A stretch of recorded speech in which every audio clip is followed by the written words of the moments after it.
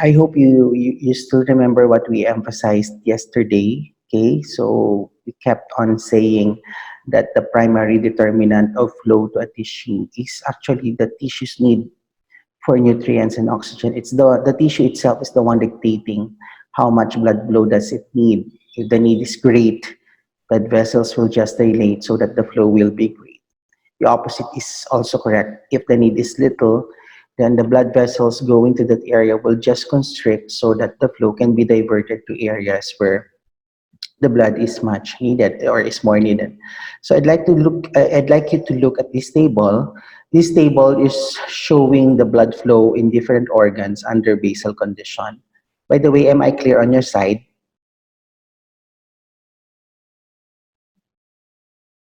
Yes. All right. Yes, Doc. All right. So under basal condition, you can notice that the blood flow is different in the following organs. Note the very high flow in the kidneys, in the adrenal gland, as well as in the thyroid gland, perhaps. And please look at the very low blood flow in a muscle that is inactive. Okay, so why is the blood flow different in different organs under basal condition? So again, it depends kasi on the need of that organ or that tissue. And probably one might ask this simple question: why not simply allow a very large blood flow all the time through every tissue of the body, always enough to supply the tissue's needs, whether the activity of the tissue is little or great? The answer is equally simple. To do this would require many times more blood flow than the heart can handle or than the heart can pump. Studies have already shown that the blood flow to each tissue usually is regulated at the minimal level that will supply the tissue's requirements, no more, no less. By controlling local blood flow in such an exact way that is to just simply above to what is required, then the tissue would almost never suffer from oxygen deprivation, oxygen nutritional deficiency, and yet the workload on the heart is kept at a minimum. Ayaw natin pag-uudin yung puso. So kung sino lang yung may kailangan ng blood flow, the blood flow will go there. There are times when at certain tissue, a certain organ does not really need it. So wag na lang sanang pumunta muna doon. No? By doing that, no tissue will ever suffer from hypoxia, yet the workload on the heart is kept at minimum. I hope that is clear. That explains why at basal condition, the blood flow to the different organs is actually different.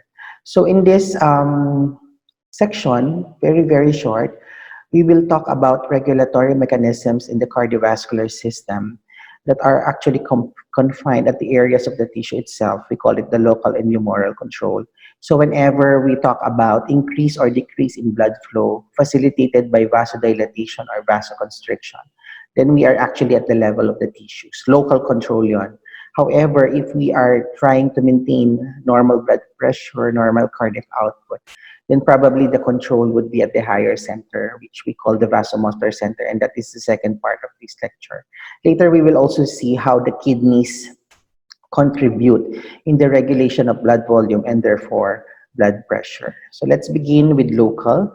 Under local control, we have something that is termed acute and something that is termed long-term. Okay, so in acute control, there are several theories that would explain this. Acute control, please remember, is achieved by rapid changes in local vasodilatation and vasoconstriction of the arterioles occurring within seconds to minutes. No? While in long-term control, however, this is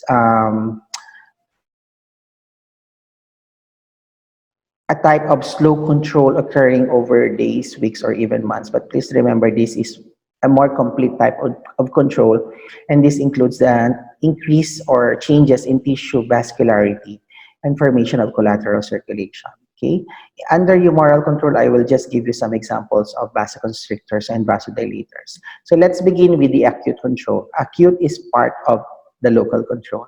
Okay, so in this acute control, first theory is vasodilator theory, which states that as the rate of metabolism increases, the rate of blood flow also increases. So parang common sense lang, no? Siyempre, mas in-need yung tissue na ma-increase ang metabolism. Definitely, the blood flow will increase. But this is actually explained physiologically by the release of a vasodilator substance called adenosine. So meaning, once the rate of metabolism goes up, so the need of the tissue is great, how will it increase its blood flow? It will just dictate its arterial supply probably to dilate. And once dilatation occurs, then definitely the blood flow increases, and that increase is again raised to the fourth power if you are to recall the Poiseuille's law. And what substance causes the vasodilatation? It is the release of a metabolite called adenosine. So that's the vasodilator theory. Another theory explaining acute control is the so-called oxygen lack theory. I just would like to remind you that oxygen and other nutrients are very important for the smooth muscles of these blood vessels to contract. So without oxygen, the smooth muscles may not be able to contract, and naturally, they will dilate. So this is exemplified in this diagram, which states that as the arterial oxygen saturation decreases, the blood flow increases. So common sense. If there is no oxygen in the area, the smooth muscles will relax, the blood vessels will dilate. Again, whenever there is dilatation, the blood flow automatically increases. This theory is evident whenever the availability of oxygen to the tissues decreases, such as, example, yung mga nakatira high altitude again for a prolonged period of time. In addition to increased erythropoiesis, which you have learned in blood physiology. Remember, you are in a high altitude for a prolonged period of time, yung oxygen content masyadong mababa. So without oxygen, the blood vessels will dilate, and therefore the blood flow will be increased. Evident also in examples like carbon monoxide poisoning and cyanide poisoning. Here, the endpoint is again non-utilization of oxygen. No? In carbon monoxide poisoning, the hemoglobin prefers the carbon dioxide monoxide over the oxygen. In cyanide poisoning, the tissues cannot utilize the oxygen. So in all of these examples, there's oxygen lock. There's also oxygen lock. And whenever the oxygen is not present, the blood vessels will dilate, and therefore the blood flow will also increase. The third theory is termed the reactive hyperemia, which states that when blood supply to a tissue is blocked for quite some time, like when you apply the PP cuff, when you are to measure the blood pressure, or when you apply the tourniquet, when you are about to do the venipuncture. So in this theory, it says that when a tissue is blocked for quite some time and is then unblocked, blood flow through the tissue increases to several times normal, and this increase in flow will continue for as long as the tissue has been blocked. So that phenomenon is called reactive hyperemia. And in reactive hyperemia, this is another manifestation of the local metabolic blood flow regulation mechanism.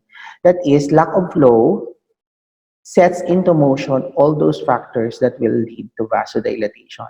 Diba? When you block the flow here, what will happen to that area of the tissue distal to the block?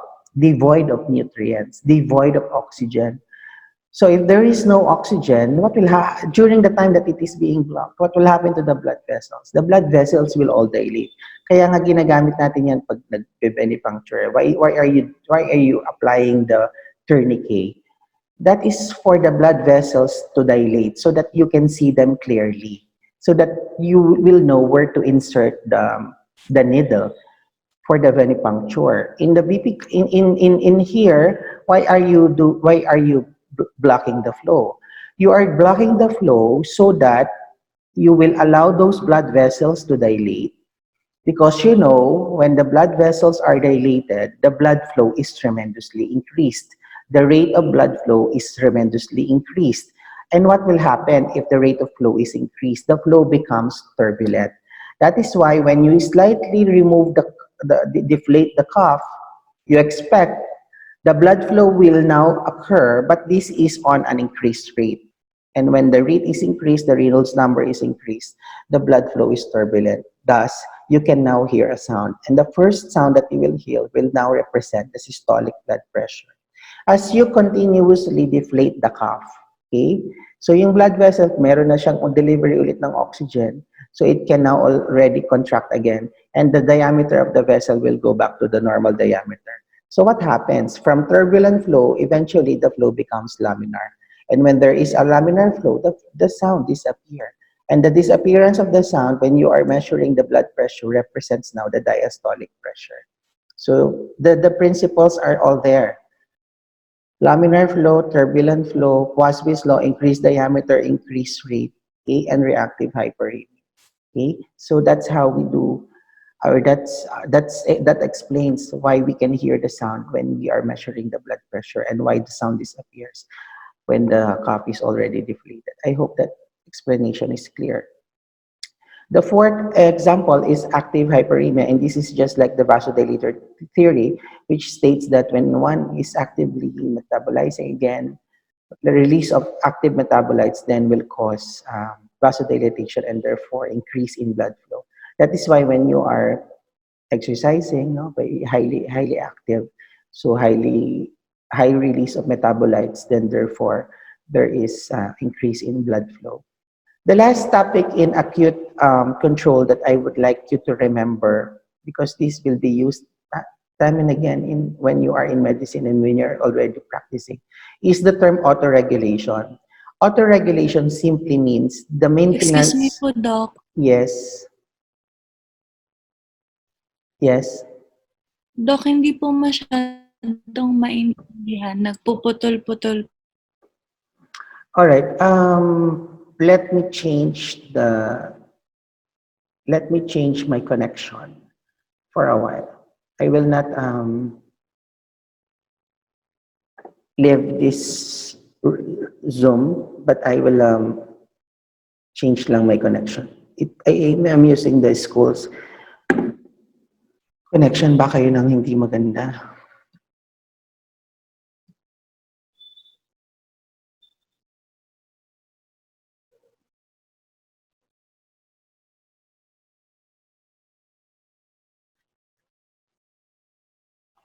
Can you hear me now clearly? Yes po. Yes po, Doc. All right. Was the explanation regarding reactive hyperemia, was it clear regarding the blood pressure? No po. So where did you hear me last na malinaw? Sa example po, Doc. What example? Here, this is a blood pressure nga. Yes po. So this is clear already. When you block the flow, when you block the flow, when you are applying the BP cuff, or probably when you are doing this tourniquet, no? So what happens when you block the flow? When you block the flow, there's no delivery of oxygen in that area. So just correlate it again with oxygen lack theory. Without the oxygen, the smooth muscles will relax. Therefore, the blood vessels will dilate. So pag nag-dilate yon, ang mindset nyo naman nasa Poiseuille's law, the blood flow will tremendously increase.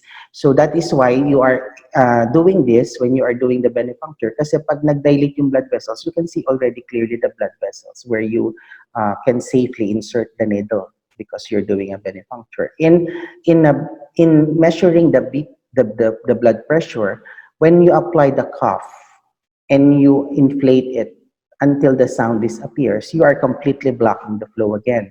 So without oxygen, the blood vessels will dilate, and when it is dilated, the blood flow will increase. So you learned yesterday that when the rate of blood flow is very, very high, the flow is turbulent. So in a turbulent flow, you will hear a sound. That's why as you deflate it, you are now slowly releasing the block. Siyempre magpo-flow yung blood, but at an increased rate. Kasi dilated yung mga vessels to begin with it. Because you blocked it, walang oxygen nung umpisa. So with that increased rate, remember the Reynolds number is high and the flow will become turbulent. There's a sound. And now you can record the systolic pressure. But as you completely slowly deflate the cuff, then you are now allowing blood flow in that area. Oxygen is going there, therefore the blood vessels will already constrict. The blood flow from being high to begin with will now go back to its original rate. And what type of flow is that? Laminar. And in a laminar flow, the sound disappears. Okay, that's why when the sound disappears, you can now record the diastolic pressure. So in measuring the BP, the blood pressure, it's a very, very simple procedure, but there are so many principles involved. What principles are involved? The laminar and the turbulent flow, the absence and presence of sound, Poiseuille's law, that is the increase in flow um, whenever the blood vessel is dilated, and of course the oxygen lack theory, which states that when there is no oxygen, blood vessels dilate because the smooth muscles may not be able to contract. So that's reactive hyperemia. In active hyperemia, again, this is just the same with that of vasodilatory theory, that is when one is exercising, metabolites are released, therefore leading to increase in blood flow. All right, this is the last topic wherein you interrupted me. I hope I am clear until I'm still clear. So autoregulation is simply the maintenance of blood flow despite changes in pressure. So you can see in this diagram that as the pressure is increased, di syempre yung forward flow ng blood mag-i-increase. And whenever you introduce a higher pressure, you can just imagine that the blood vessels will dilate because they are elastic. And the dilatation of the blood vessel definitely will increase the flow. So you can see here that as you increase the pressure, there is a temporary increase in blood flow. But as you further increase the pressure, the blood flow remains the same. So that's autoregulation, maintenance of a normal blood flow, prevention of significant fluctuation in the blood flow despite changes in the blood pressure. And it is said that if the MAP or the mean arterial pressure is between 75 to 175, then the blood flow will not significantly change. Kahit i-alter mo yung blood pressure, as long as the MAP is between 175 to 175, there will be no significant changes in the blood flow because of this phenomenon called autoregulation. Okay? Doc, anong importance ng autoregulation? O halimbawa, biglang pumasok dito si Dr. Valerio Susum, tapos sinabi niya, Dr. Olivar, you stop lecturing because I will give them a 10-item quiz, surprise quiz. O di de, tumaas ang blood pressure niyong lahat. You know that when the blood pressure increases, the blood flow increases. If you bring this at the level of the kidney, will that entry of Dr. Valerio in this Zoom lecture will translate to increased urination? The answer is no. Because even if you increase the blood pressure, as long as it is within physiologic limit, the blood flow is maintained. Okay? And that is what we call auto-regulation. There are two principles that would explain why we can auto-regulate. These are the metabolic, again, and the myogenic theory. And this is, again, is self-explanatory. What does metabolic theory suggest? If you increase the pressure, you increase also the delivery of oxygen in that area. Although there is an initial vasodilatation because there is oxygen there, the smooth muscles will contract, thereby the vessels will constrict. So even if there is an initial increase in flow, since the vessels will constrict, the blood flow will go back to its normal flow. The opposite is also the same. If the blood pressure is decreased, the flow is decreased, but since there is no oxygen delivery, the blood vessels will dilate, and that will bring back the flow up, making it again normal. Myogenic theory is also simple. When you distend the vessel, elasticity, it will recoil. So increasing the pressure distends the vessel, but because of recoil, the blood flow becomes normal again. So those are the two theories that will explain why blood flow is not significantly changed even if there is fluctuation in the blood pressure. Okay? So thus far, most of the mechanisms for local blood flow regulation that we have discussed act within a few seconds or a few minutes after the local tissue conditions have changed. However, over a period of hours, days, and weeks, a long-term type of local blood flow regulation develops in addition to the acute regulation. This long-term regulation gives far more complete regulation. The mechanism of long-term local blood flow regulation is principally to change the amount of vascularity of the tissue. So one example of long-term control is changes in tissue vascularity. And this is exemplified whenever there is prolonged need for nutrients and oxygen because of prolonged metabolism. One example is infection of the bone. When there is infection of the bone, it will take several weeks, even months, before the bone heal. And during this time that the bone is healing, there is increased need for oxygen and nutrients. How do we supply those needs? Then there could be appearance of blood vessels in that area. No? So blood vessels can actually form. But when the bone has already healed, so hindi na kailangan masyado ng nutrients, those blood vessels can even disappear. So that is one very good example of long-term control, and that's change in tissue vascularity. Another dramatic example of this change in tissue vascularity occurs in premature neonates. I hope you are familiar with the word premature. No, any babies or any baby delivered less than 37 weeks are termed preterm or premature babies. So most especially those who are very, very preterm, ang problema nun, hindi sila nakakahinga kasi yung kanilang respiratory function is not yet mature. So, when hindi naman namin mapipigilan, kung talagang gustong lumabas, hindi namin pwedeng lagay kamay namin doon, wag lumabas yung baby. So, if the delivery is really there, then we just need to deliver babies like this. Again, the major problem would be respiratory.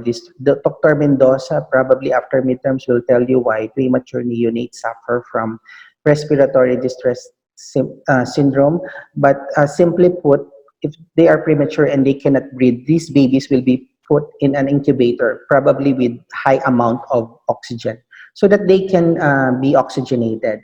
But there is a side effect to that. There is an adverse effect to that can happen in the eyes of that premature neonate. Okay, the vessels of the neonate, of that premature neonate, will sense that there is so much oxygen. Sensing that there is so much oxygen, these blood vessels will stop growing. Some of the vessels that have formed can even disappear because there is too much oxygen already. But you have to imagine the neonate will grow and will be eventually taken out of that incubator filled with oxygen. And when the eye of that neonate suddenly senses that there is no more oxygen, kasi tinanggal mo na yung baby, there will be explosive growth naman. Kasi ba't biglang nawala yung oxygen? Hindi niya alam okay na sana siya. Wala namang isip yung blood vessels kung nasan ba siya. No? Ang nasisense niya lang is there plenty or very, very little oxygen? When the baby is taken out of the incubator, there will be explosive growth of vessels, even covering the whole retina, even covering the whole inside of the eye. And that can lead actually to blindness. We call it retrolental fibroplasia. So this is one adverse effect of something that is actually being done to cure one problem in the neonate. Okay? Kailangan mo ilagay sa oxygen para makahinga, but one side effect would be on the eye of the neonate because of this probability of changes in the number of tissue vascularity whenever there is plenty or very little amount of oxygen. Okay? Another example of long-term control is collateral circulation, and this is best exemplified in the heart. So sometime during our lifetime, one of the probably small coronaries would have been occluded ng mga masasarap nating kinakain, but there would have been no symptoms. Di siguro natin ano nangyari yon because there is rapid formation of the collateral circulation to establish the flow, therefore preventing damage. Those who will have significant myocardial infarction probably had very big clots, occluding one of the major coronaries. That's why they have symptoms. But kung maliliit lang naman ang mga vessels yung nabablock, probably that would be asymptomatic because of the rapid formation of collateral circulation. Again, collateral circulation is one very good example of long-term control. Here, I just would like to present to you examples of vasoconstrictor agents and vasodilator agents. So please remember that angiotensin 2 is a very powerful vasoconstrictor. Okay? And these are several ions which can act either as vasoconstrictors or vasodilator agents. So we're done with acute control. Let us now go back to a more global higher control that is actually confined in the autonomic nervous system. By far, the most important part of the autonomic nervous system, controlling the blood pressure and the cardiac output, is actually confined to the sympathetic nervous system. Okay, so this is a brief picture of the anatomy of the sympathetic. I will not bore you with this. I know you know this already, but I just would like to emphasize that the sympathetic supplies the heart, thereby controlling the heart rate and the force of myocardial contraction. And it also supplies the blood vessels. So whenever there is sympathetic stimulation to the blood vessels, the effect would be vasoconstriction, stimulation. The parasympathetic nervous system supplies the heart. So the effect would be opposite, decrease heart rate, decrease conduction. But please remember, there is no parasympathetic stimulation to the periphery. What causes vasodilatation, again, is the absence of sympathetic stimulation. Okay? So please remember that sympathetic stimulation of the arteries, the arterioles, not the capillaries, would limit the amount of blood entering the capillary, while sympathetic stimulation of the veins decreases venous compliance, thereby promoting venous return. Okay? I am showing you this reflex arc, components of the reflex arc. I know this was presented already in the topic of autonomics because I'll be discussing now a center called the vasomotor center. So whenever we talk about reflex arc, there are five components, di ba? The one in the periphery called the receptor, the neuron transmitting the impulse generated by the receptor, and that's what we call the apparent or the sensory, informing the center of the stimulus. Now, depending on the stimulus received by the center, then there will be signals coming from the center going to the effector through the efferent or the motor neuron. So that's how the reflex pathway operates. So what's the vasomotor center? This center is located bilaterally, mainly in the reticular substance of the medulla and at the lower third of the pons. And again, this area is called the vasomotor center. Okay, it's that area is the component is not very clear, but it is presumed that there are three centers there. The vasoconstrictor center, of course, causing vasoconstriction, the vasodilator center, and a sensory area that is located in the tractus solitarius. The sensory area is very important because this is the one, the nucleus of the tractus solitarius, this is the one that receives impulses from the periphery. No, siya yung parang sensor doon. So depending on the stimulus, it will now tell the sympathetic, parasympathetic nervous system, o kayo dapat ang magpunta doon because there is this change or there is this stimulus coming from the periphery. Okay, so I will explain that later. I am just introducing to you the components. So again, when we talk about the reflex arc, please remember these five components. So there are several mechanisms that can act very rapidly, act within seconds to control the blood pressure. So the goal here is to always bring the blood pressure to normal level. Meaning once the blood pressure goes up, ang gusto nila gawing normal. Or once the blood pressure goes down, ang gusto ng mga mechanism na to is to bring the blood pressure normal. So occurring within seconds, very fast. One very good example is the baroreceptor feedback mechanism.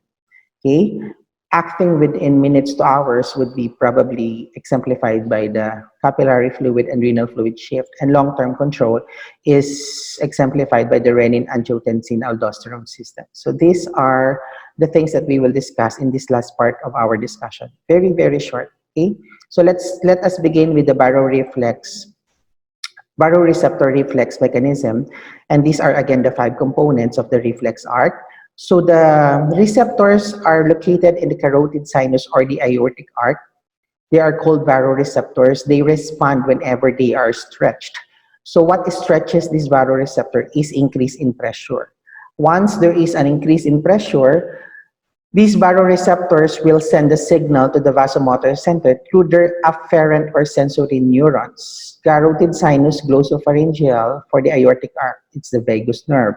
So depending on the stimulation, then the vasomotor center can either send off sympathetic or parasympathetic fibers to affect the heart and the blood vessels. These are the anatomic pictures of the reflex arc, and this is the picture. Okay, so I have a video to show you, but let me just give you some statements regarding the baroreceptor reflex mechanism. So for example, if the initial stimulation is increase in blood pressure, so the receptors will be stretched in the carotids as well as in the aortic arc. So they will send the action potential or the state or the information to the centers. The center, sensing that the initial stimulus is an increase in pressure, will shut down the sympathetic nervous system. Increase ang pressure eh, so dapat hindi, walang sympathetic. And will just send off parasympathetic nervous system through the vagus nerve, the efferent, to the effector, which is only the heart. So what will be the effect? The heart rate will decrease, and when you decrease the heart rate, definitely the cardiac output and the BP will go down. Will there be any effect in the vascular system? Yes, because the absence of sympathetic stimulation leads to vasodilatation. And the vasodilatation of these vessels, because of the absence of sympathetic nervous stimulation, then will decrease the total peripheral resistance.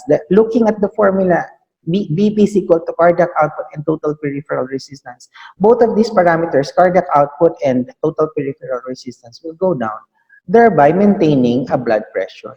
Diba, ang goal nga is to always maintain a normal BP. The opposite, bumagsak yung blood pressure, probably it's just the same. So what will happen? Let us listen to this video.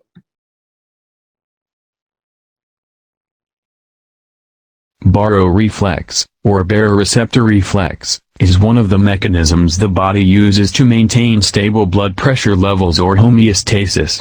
Baroreflex provides a rapid negative feedback loop in which an elevated blood pressure causes heart rate and blood pressure to decrease. Reversely, a decrease in blood pressure leads to an increased heart rate, returning blood pressure to normal levels. The reflex starts with specialized neurons called baroreceptors. These are stretch receptors located in the wall of the aortic arch and carotid sinus. Increased blood pressure stretches the wall of the aorta and carotid arteries, causing baroreceptors to fire action potentials at a higher than normal rate. These increased activities are sent via the vagus and glossopharyngeal nerves to the nucleus of the tractus solitarius, the NTS, in the brainstem. In response to increased baroreceptor impulses, the NTS activates the parasympathetic system, the PSNS, and inhibits the sympathetic system, the SNS. As the PSNS and SNS have opposing effects on blood pressures, PSNS activation and SNS inhibition work together in the same direction to maximize blood pressure reduction. Parasympathetic stimulation decreases heart rate by releasing acetylcholine, which acts on the pacemaker cells of the SA node. Inhibition of the sympathetic division decreases heart rate, stroke volume, and at the same time causes vasodilation of blood vessels. Together, these events rapidly bring down blood pressure levels back to normal. When a person has a sudden drop in blood pressure, for example when standing up, the decreased blood pressure is sensed by baroreceptors as a decrease in tension. Baroreceptors fire at a lower than normal rate and the information is again transmitted to the NTS. The NTS reacts by inhibiting parasympathetic and activating sympathetic activities. The sympathetic system releases norepinephrine, which acts on the SA node to increase heart rate, on cardiac myocytes to increase stroke volume, and on smooth muscle cells of blood vessels to cause vasoconstriction. Together, these events rapidly bring up blood pressure levels back to normal.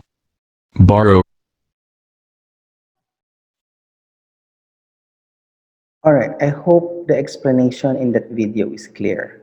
So let us look at this case. A post-op patient who had an abdominal surgery for 12 hours suddenly stood up. So what is my point here? When someone stands up, even you, no, biglang tayo, there's pooling of blood in the lower extremities because of gravity. So the pressure initially sensed by the baroreceptor would be low, no? So when that happens, since there is no pressure detected by the stretch, the parasympathetic is shut down, and that is the sympathetic nervous system that will be predominating. What will be the immediate effect? Remember, the effect is within seconds. Minsan nga parang hindi na nga halos bumaba yung blood pressure because it is very, very immediate.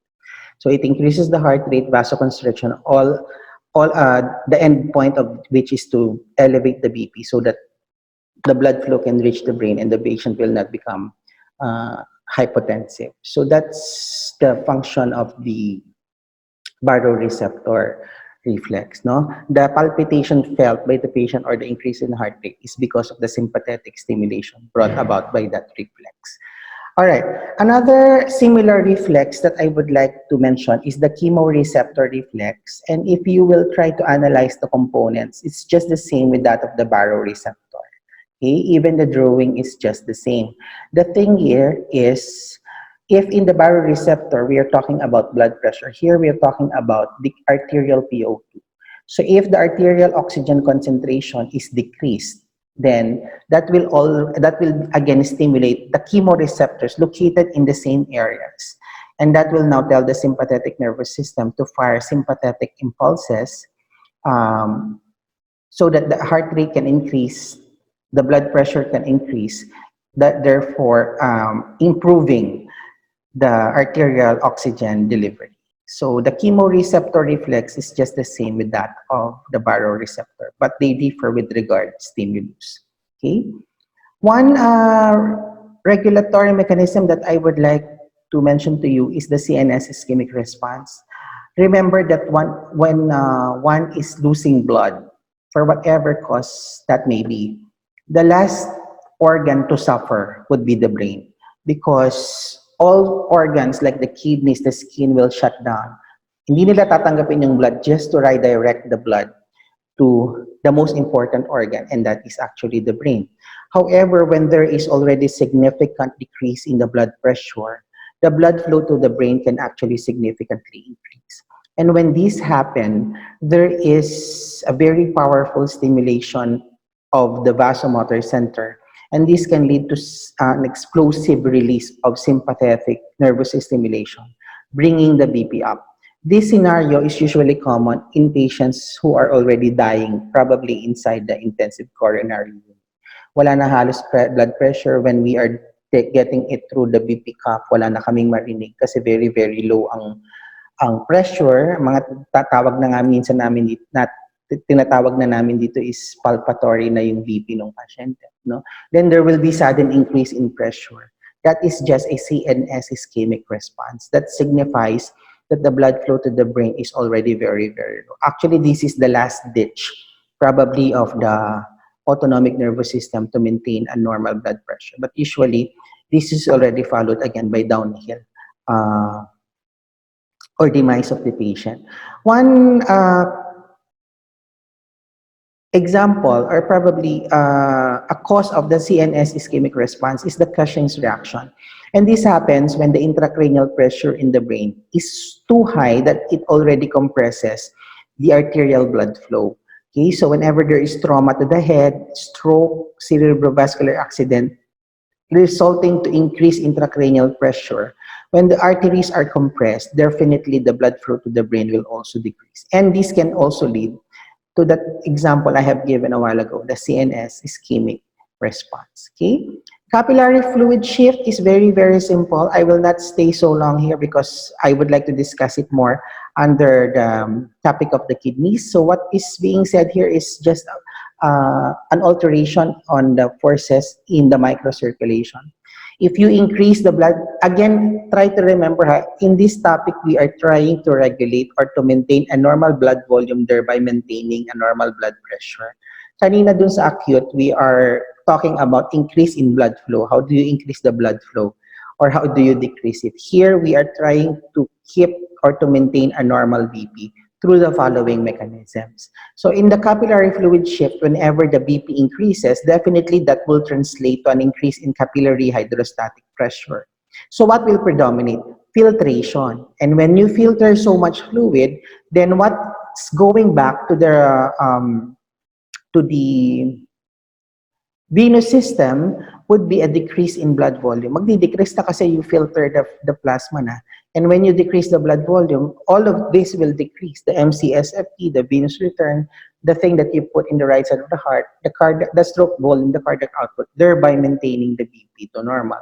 The opposite will also be the same. If the BP is decreased, therefore reabsorption will be favored. This is to increase the blood volume and therefore increase the blood pressure. Okay?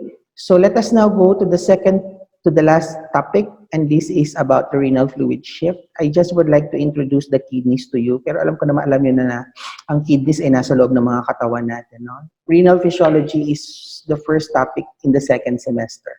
So please remember that the kidneys are located there. It is very vascular because it is receiving directly blood from the aorta, no? And the artery is called the renal artery. So the renal artery branches into several smaller branches, and the functional unit is what we call the nephron.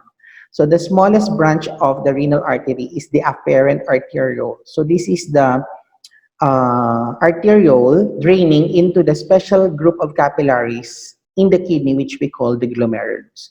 So if you are imagining an arteriole and a capillary, it's just the same, no? They are just special structures. That's why they have special names. So that's the afferent arteriole where the blood enters, and it is and the blood is filtered in the glomerulus. What is filtered there becomes the urine.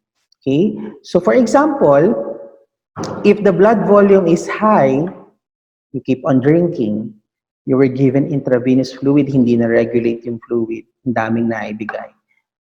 Will that translate to increased blood pressure? Probably edema. Siguro kung maganda yung kidneys ninyo, hindi naman. Why? Because of the so-called renal fluid shift. Because as you increase the volume here, then filtration will just increase, and that will just translate to increase in urination. Okay, that is why with functional kidney, if the question is like, with functional kidneys, does increased fluid intake lead to high BP? Probably the answer is no. Because even if you increase the volume, venous return, MCSFP, cardiac output stroke volume, kahit mag-increase yun, that will just translate to increased glomerular filtration and increased urination. That also explains why when you increase fluid intake, ihi ka ng ihi. This is a mechanism of the kidney to maintain a normal blood volume, thereby maintaining a normal blood pressure. But if we are talking here about a patient with chronic kidney disease whose glomerular function has already been impaired, meaning hindi na siya makakapag-filter, no? Yung glomerulus niya nagkasira-sira na. There are conditions like those, nasisira yung glomerulus. So any increase in fluid intake, any increase in blood volume may lead to hypertension. Kaya yung mayroong mga chronic kidney diseases and they are already hypertensive, the usual advice is limit fluid intake. No, dapat daw hindi more than 1 liter per day. Low sodium diet, because you know that when you have so much sodium, then water is invited. You again retain the fluid. This is because any increase in the blood volume of that patient, if the renal fluid shift is no longer operational, then this will always translate to an increase in blood pressure. But if the kidneys are okay, then the renal fluid shift will always take care of that. Okay? The opposite is also different in the kidneys. No? If the blood pressure is decreased and the renal blood flow is decreased, definitely the glomerular filtration will significantly decrease to prevent urine formation. Eh, ba't ka pa maggagawa ng urine? Wala nang ang blood volume. This is to conserve the blood so that the blood can again be distributed in areas where it is needed, thereby maintaining the blood pressure. Okay, siguro yung mga nurses na observe nyo to when you were rotating probably in the emergency room or delivery room, hemorrhaging patient, nagbi-bleed. Ang unang ilalagay doon catheter because they want to know kung urine output nawawala na. Pag nawala yung urine output, it means that the blood flow to the glomerulus is already closing. Nagko-close na yung kidneys to maintain the blood volume. Okay, whenever the blood is corrected, then urination again appears, and that signifies that the volume is already corrected. So that is one very good example of how the kidneys would like to maintain the blood volume so that the blood pressure will also be maintained. This is the last topic, and it is about the renin-angiotensin-aldosterone system. And when we talk about RAAS, we are still at the level of the nephron. So somewhere in the nephron is a special structure called the macula densa. The macula densa is a special structure which detects sodium delivery. Whenever the sodium delivery in this area is detected, then it starts the pathway of the RAAS. So whenever the blood volume is low, whenever the blood pressure is low, the blood entering the afferent arteriole would be low. Glomerular filtration will decrease, and the amount of sodium delivered in the filtrate will also be low. Once the macula densa senses that the sodium delivery is very mababa or low, the JG cells will be stimulated and the JG cells will release renin. And this will now start the RAAS system. The endpoint of the RAAS system is angiotensin 2. And angiotensin 2 has three functions or has three effects. And I have already told you a while ago that one very important function of angiotensin 2 is that it is a very powerful vasoconstrictor.